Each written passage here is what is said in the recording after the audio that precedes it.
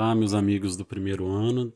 Hoje a gente vai começar a falar aqui sobre um dos tópicos bem importantes ainda dentro dos autores, né, que possuem essa escrita mais alinhada dentro da literatura contemporânea, de uma literatura mais de resistência, mais engajada, uma literatura que se formou num período complicado na história do Brasil, que foi um período conturbado como a ditadura militar. Nós vamos falar de Caio Fernando Abreu e vamos começar definindo um pouco sobre o que é a literatura dele, sobre quem foi o Caio Fernando Abreu. Né? A temática do Caio é transgressora. Né? Uma temática transgressora é aquela temática que a gente viu, que a gente já falou de muitas formas, uma linguagem mais ousada, uma linguagem mais vulgar, que é propositalmente pensada para atingir, dentro do seu objetivo ali, de que não era uma literatura de prestígio, o seu um foco, né, que ia além do que estava aquela literatura prestigiada da época, datada daquela época. Então eles sofreram muitas, a gente viu dentro da literatura marginal, de que diversos escritores, poetas, jornalistas, artistas, eles sofreram muitas retaliações nessa empreitada de fazer o seu trabalho, de divulgar o seu trabalho. E aqui a gente vai ver como que foi a parte, ver um pouquinho da vida do Caio Fernando Abreu, ver um trechinho aqui inicial sobre uma obra que reúne vários contos dele que são extremamente significativos, e ler um pouquinho aqui, entender um pouco sobre como é essa a literatura dele. Então essa é a temática transgressora. Linguagem peculiar, né? É uma linguagem que tem uma forma diferente, diferenciada, né? Ela não ela tem já até mesmo por a gente tem esse quê contemporâneo dela, e o gosto pelo não literário são marcas que permeiam a obra do escritor, jornalista e dramaturgo Caio Fernando Abreu. Aqui, vamos lá. Então aqui a gente tem um trechinho de um livro que eu sou apaixonado, que é o meu livro preferido de todos, assim, na vida, não só dele, mas é o meu livro que marcou minha vida, que é o livro Morangos Mofados. É um livro que eu sempre trabalho no primeiro ano de ensino médio. É um livro que reúne uma série de contos que vão retratar vários aspectos da vida, né? Sejam elas na relação amorosa, sejam elas na solidão de uma pessoa, seja uma pessoa, todas elas por um âmbito muito de traumas, né? Como eu já falei, isso até em sala de aula. Pessoas que são traumatizadas em vários âmbitos da vida delas, assim, em vários momentos, em vários aspectos da vida, como elas lidam. E toda a história do livro, ela não vai falar especificamente, aliás, diretamente sobre a ditadura militar, sobre o período militar, mas é muito claro que todos esses traumas e esses efeitos colaterais são oriundos dessa época. Então nós vamos ver como que essa literatura vai representar uma série de classes de indivíduos, de vozes que são marginalizadas, que eram marginalizadas e que estão tentando, em alguns aspectos, refazer a sua vida. O peculiar aqui é que a gente vai ver também que em alguns contos tem uma parte que é muito específica dos gostos específicos do Caio, né?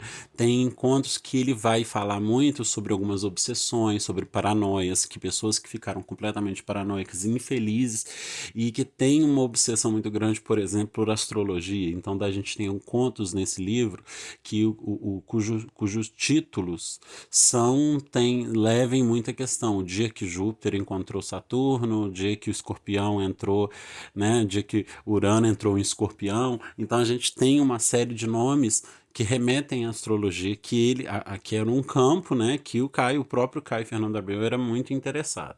Então olha esse trecho aqui que bacana, que é o trecho de um dos contos, do que é o conto Os Sobreviventes. Esse foi um conto que nós lemos ano passado, né, que é um conto bem intenso. Ele que fala da relação de um casal fracassada, né, e que eles desejam coisas um para o outro. Então tá aí, ó. Te desejo uma fé enorme em qualquer coisa, não importa o que. Como aquela fé que a gente teve um dia, Me deseja também uma coisa bem bonita, uma coisa qualquer, maravilhosa, que me faça acreditar em tudo de novo, que nos faça acreditar em tudo outra vez. Me leve para longe da minha boca este gosto podre de fracasso. É Caio Fernando Abreu, fragmento do Conto dos Sobreviventes do livro Morangos Mofados.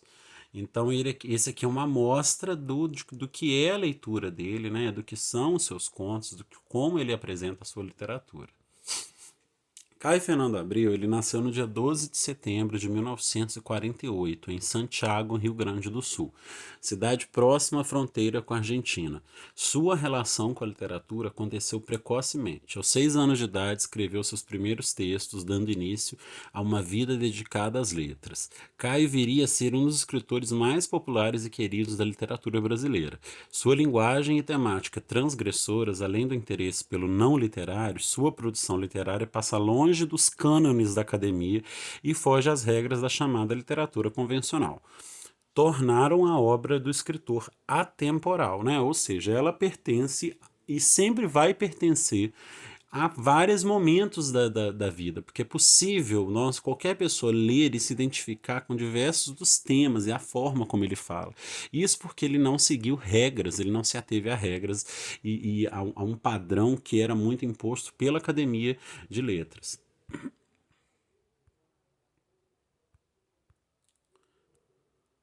Então vamos lá. A narrativa dele. Vamos ver como é, de como que foi, como que funciona um pouco da literatura dele. Ele também, assim como a Clarice Lispector, gente, que a gente viu nos últimos vídeos, ele tem uma narrativa psicológica, né? Um hibridismo de linguagem, ou seja, uma mistura das linguagens, denota em suas obras suas principais influências literárias. A Clarice Lispector, né? Representante da geração de 45, e uma das maiores vozes femininas da literatura brasileira. Hilda Hilst, Gabriel Garcia Marques e Júlio Cortázar, autores de quem Caio era leitor voraz. Foi justamente por romper com padrões literários, empregando uma linguagem acessível e mais próxima ao coloquialismo, ou seja, uma forma que é informal, né, que o escritor angariou uma legião de fãs e leitores que compartilham frases e trechos de sua obra a exaustão nas redes sociais. Né?